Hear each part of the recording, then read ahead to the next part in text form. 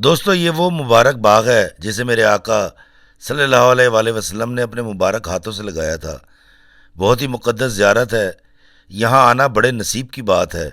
اس کی زیارت کرنا قسمت والوں کے حصے میں آتی ہے، اور یہاں آ کر جب یہ خیال آتا ہے کہ میرے آقا صلی اللہ علیہ وآلہ وسلم یہاں تشریف لاتے تھے، قیام فرماتے تھے، تو مجھ جیسے گناہ گار کی آنکھیں بھیگ جاتی ہیں۔ آج میں آپ کو ایک جلیل القدر صحابی حضرت سلمان فارسی کا قصہ سناؤں گا، جن کا شمار اہل بیت میں ہوتا ہے۔ مگر اس سے پہلے مسجد نبوی کا یہ منظر دیکھیں۔ اس وقت صبح کے تقریباً 7:30 بجنے والے ہیں، مگر مسجد نبوی میں اندھیرا چھایا ہوا ہے اور بارش ہو رہی ہے۔ یہ دیکھیں، کالی رات نظر آ رہی ہے، اور بائیں جانب ہلکا سا بادل ہٹا ہے تو اجالا ہے، اور یہ باران رحمت۔ یہ دیکھیے 7:28 ہوئے ہیں، صبح ہو چکی ہے لیکن اندھیرا چھایا ہوا ہے۔ اور آج میں آپ کو لے کر جا رہا ہوں حضرت سلمان فارسی کے باغ میں۔ حضرت سلمان فارسی کا تعلق اصفہان سے ہے۔ آپ کے والد آتش پرست تھے، مگر آپ کو آگ کی پوجا کرنا اچھا نہیں لگتا تھا۔ آپ کسی نظریہ کے منتظر تھے، ایک سچے نظریہ کے منتظر تھے۔ ایک روز آپ کی ملاقات ایک عیسائی پادری سے ہوئی۔ عیسائیت اس وقت کا سچا مذہب تھا۔ آپ نے وقت ضائع کیے بغیر عیسائیت قبول کر لی۔ آپ عیسائیت کے ایک بڑے عالم کے زیر اثر رہے۔ ایک روز اس عالم نے حضرت سلمان فارسی کو بتایا کہ یثرب میں ایک رسول کی آمد ہوگی، اور جب وہ ظہور کریں تو ان کے پیچھے چل پڑنا۔ حضرت سلمان فارسی نے مدینہ کا رخ کیا، مگر قافلے والوں نے آپ کو قید کر کے غلام بنا لیا اور مدینہ میں ایک یہودی کے ہاتھ فروخت کر دیا۔ سلمان فارسی کی منزل مدینہ ہی تھی، مگر آپ کو بے قراری سے آخری رسول اللہ صلی اللہ علیہ وآلہ وسلم کا انتظار تھا۔ یہودی کھجوروں کے باغ کا مالک تھا اور آپ سے سارا دن محنت مشقت کروایا کرتا تھا۔ حضرت سلمان فارسی دن گن گن کر کاٹ رہے تھے اور رسول اللہ کا انتظار کر رہے تھے۔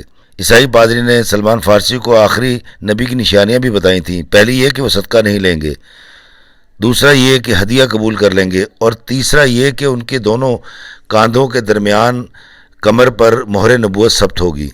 آخر کار وہ دن آ گیا۔ حضرت سلمان فارسی کو پتہ چلا کہ مکہ سے کچھ لوگ ہجرت کر کے آئے ہیں۔ ان میں ایک شخص آیا ہے جو خود کو اللہ کا رسول بتاتا ہے۔ حضرت سلمان فارسی نبی پاک صلی اللہ علیہ وآلہ وسلم کے پاس پہنچے۔ سرکار کا رخ انور دیکھ کر بہت خوش ہوئے اور کچھ کھجوریں صدقہ کے طور پر پیش کرنا چاہیں، مگر رسول اللہ نے انکار کر دیا۔ اگلی بار کچھ زیادہ کھجوریں لائے اور ہدیہ کے طور پر سرکار دو عالم صلی اللہ علیہ وآلہ وسلم کو پیش کی، جو سرکار نے قبول فرما لی۔ 2 نشانیاں پوری ہو چکی تھیں۔ اب تیسری نشانی دیکھنے کے لیے حضرت سلمان فارسی بے قرار تھے۔ کئی بار رسول اللہ سے ملاقات ہوئی، گفتگو ہوئی۔ سرکار نے پوچھا کہاں ہوتے ہو، تو سلمان فارسی نے اپنے باغ کا پتہ بتایا، اور یہ بھی بتایا کہ کس طرح دھوکے سے غلام بنا کر بیچ دیا گیا ہوں۔ ایک روز رسول اللہ صلی اللہ علیہ وآلہ وسلم سلمان فارسی سے ملنے آپ کے باغ تشریف لے گئے۔ حضرت سلمان فارسی پیچھے پیچھے چلتے تھے اور آقا دو جہاں سرکار مدینہ صلی اللہ علیہ وآلہ وسلم آگے آگے چل رہے تھے۔ سلمان فارسی پیچھے اس لیے تھے کہ مہر نبوت دیکھ سکیں۔ رسول اللہ نے سلمان فارسی کی بے چینی کی وجہ دریافت کی تو سلمان فارسی نے صاف بتا دیا کہ آخری نبی کی تلاش میں آیا ہوں، آپ میں 2 نشانیاں پا چکا ہوں، اب مہر نبوت دیکھنا چاہتا ہوں تاکہ اسلام قبول کر سکوں۔ ہمارے پیارے نبی صلی اللہ علیہ وآلہ وسلم نے سلمان فارسی کو بتایا کہ میں ہی اللہ کا آخری رسول ہوں، اور پھر مہر نبوت کا دیدار بھی کروایا۔ سلمان فارسی زیارت کرنے کے بعد پہروں میں گر گئے اور اسلام قبول کر لیا۔ اب سلمان فارسی کی آزادی کا مرحلہ آیا تو باغ کے یہودی نے کچھ سونا اور 300 کھجوروں کے درخت باغ میں لگانے کی شرط رکھی۔ 2 طرح سے یہ قصہ بیان کیا جاتا ہے۔ پہلا یہ کہ سرکار دو عالم صلی اللہ علیہ وآلہ وسلم نے صحابہ کرام کو حکم دیا اور حسب توفیق سب کھجوروں کے پودے لائے، اور جب 300 پودے پورے ہو گئے تو رسول اللہ صلی اللہ علیہ وآلہ وسلم نے اپنے ہاتھوں سے وہ سارے پودے لگائے۔ سلمان فارسی کے آقا یہودی نے یہ شرط بھی رکھی تھی کہ جب باغ پہلا پھل دے گا تو آزادی ملے گی۔ قدرتی طور پر آقا کریم کے دم قدم کی برکت سے 6 سال باغ نے پہلا پھل دے دیا۔ پہلی شرط پوری ہو چکی تھی، اور دوسری شرط کو پورا ایک صحابی نے کر دیا، یعنی اس یہودی کو سونا دے دیا، اور یوں سلمان فارسی آزاد ہو گئے اور آقا کریم نے آپ کو اپنے اہل بیت میں شمار کیا۔ اس قصہ کو دوسرے طریقے سے یوں بیان کیا جاتا ہے کہ السلام علیکم میرے عزیز و قارئ، میرے عزیزوں، میں ہوں افتخار فی آقا کے شہر مدینہ سے، اور کہا جاتا ہے کہ آتے ہیں وہی جن کو سرکار بلاتے ہیں۔ 3 دن سے بارش مسلسل ہو رہی ہے، اس وقت بارش ہو رہی ہے۔ میرے پیچھے جو آپ باغ دیکھ رہے ہیں، اس باغ کو کہتے ہیں، یہ باغ حضرت سلمان فارسی کے نام سے منسوب ہے۔ اب اس کے پیچھے ایک بہت بڑی بات موجود ہے جو میں آپ کے حضور پیش کروں گا۔ وہ یہ ہے کہ آقا دو جہاں سرکار مدینہ جب یہاں پر مدینہ میں تشریف لائے تو یہاں پر ایک بدو تھا جو کہ مسلمان نہیں تھا، اور اس کے پاس ایک غلام تھا جس کا نام سلمان فارسی تھا، اور ان کا تعلق فارس سے تھا۔ تو آقا دو جہاں سرکار مدینہ کو جب سلمان فارسی کے اعداد و اطوار بارے پتہ چلا اور ان کے اخلاق خلق عظیم کے بارے میں پتہ چلا، تو آقا نے اس بدو سے یعنی حضرت سلمان فارسی کے مالک سے بات کی کہ یہ غلام مجھے دے دو، تو بتاؤ اس کا کیا کتنے پیسے لوگے، اس کا ہدیہ کیا لوگے۔ تو وہ حضرت سلمان فارسی کو شاید چھوڑنا نہیں چاہتا تھا، تو اس نے ایک بڑا عجیب سا ٹاسک دیا آقا دو جہاں سرکار مدینہ کو۔ اس نے کہا جی پھر ایسا کریں، گٹھلی تھی اس نے، وہ اجوا کی گٹھلی تھی، اور کہا کہ یہ گٹھلی نہ صرف اگانی ہے بلکہ 24 گھنٹے یا کچھ مقررہ وقت کے اندر یہ پھل بھی دے۔ تو آقا دو جہاں سرکار مدینہ کیونکہ اللہ کے نبی تھے، اور آقا کے معجزات میں سے ایک معجزہ یہ بھی شامل ہے کہ آقا دو جہاں سرکار مدینہ نے اس جگہ پر جب وہ گٹھلی یا گٹھلیاں پھینکیں، 2 روایات ہیں کہ بہت ساری گٹھلیاں تھیں، اور ایک روایت یہ ہے کہ ایک گٹھلی تھی، تو جب وہ گٹھلیاں اس جگہ پر جہاں یہ ہے باغ یہاں پھینکی تو وہ نہ صرف اگیں بلکہ انہوں نے اسی وقت پھل بھی دینا شروع کر دیا، وہ تھی اجوا کھجور۔ اور پھر اس بدو کو آقا دو جہاں سرکار مدینہ کی بات ماننی پڑی، اور حضرت سلمان فارسی رضی اللہ تعالیٰ عنہ جو ہیں وہ آقا دو جہاں سرکار دو عالم صلی اللہ علیہ وسلم کی تحویل میں دے دیے گئے، اور آقا نے ان کو آزاد کر دیا، اور پھر وہ آخر تک آقا کے ساتھ رہے۔ یہ وہ باغ ہے جی، اور اس باغ کی اجوا کے بارے میں کہا جاتا ہے کہ بڑی ذائقے دار اور بڑی بابرکت ہوتی ہے، اور جو میں نے ابھی آپ کو فوٹیج دکھاؤں گا یا اس کے اوپر چل رہی ہوگی وہ حضرت سلمان فارسی کا کنواں ہے، کیونکہ پھر اس باغ کو جو ہے سیراب کرنے کے لیے، پانی دینے کے لیے پھر وہ کنواں جو ہے وہ بنایا گیا تھا، اور اس میں سے بھی کچھ کنسٹرکشن جو ہے وہ اسی دور کی ہے، حضرت سلمان فارسی کے دور کی، آقا کے دور کی۔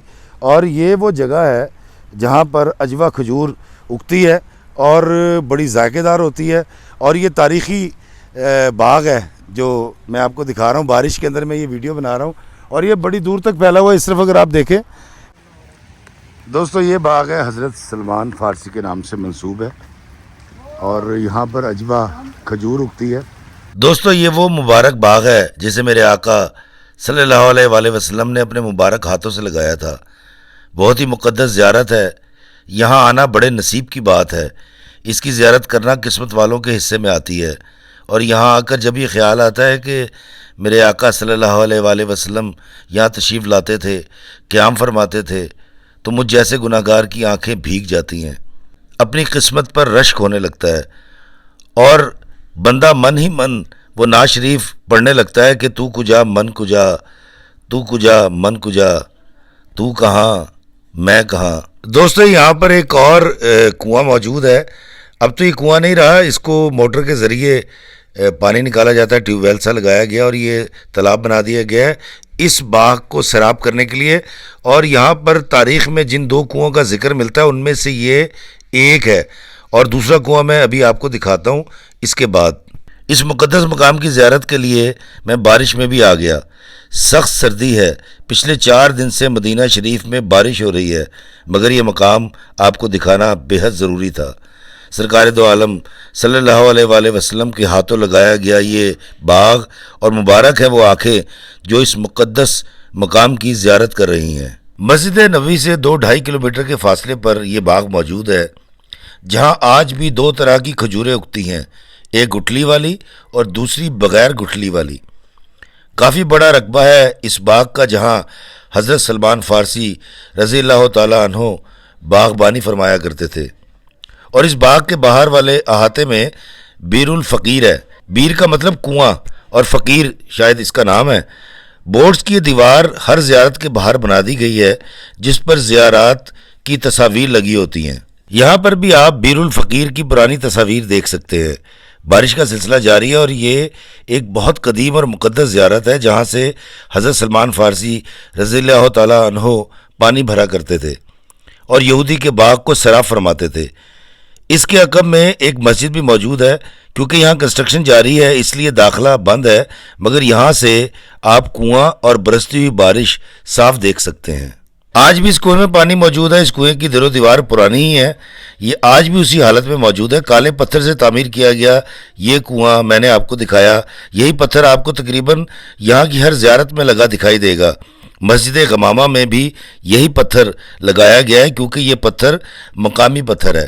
اس کنویں کے گرد ایک مٹی کی دیوار بھی موجود ہے جو کہ خستہ حال ہو چکی ہے، مگر باغ کی حفاظت کے لیے چاروں اطراف میں بنائی گئی ہے۔